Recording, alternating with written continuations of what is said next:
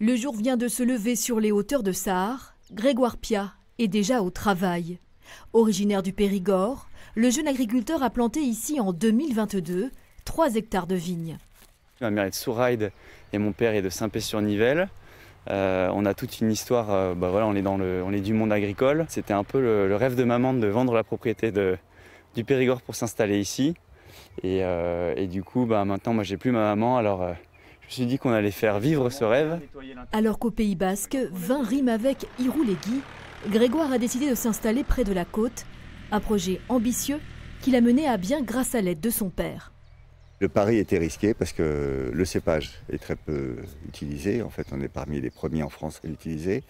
Le terroir, en fait, on a une histoire de ce terroir, mais qui date de plus d'1 siècle. Donc, du coup, voilà, on s'est lancé dans ce pari. Et je peux vous dire que notre inquiétude, quand on a récolté les premières grappes l'année dernière, était quand même de voir si on ne s'était pas planté, si on n'avait pas fait une grosse connerie.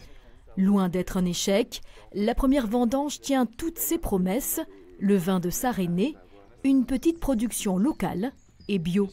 On respecte un cahier des charges qui nous dit qu'en fait on a le droit d'utiliser uniquement du cuivre et du soufre en traitement phytosanitaire.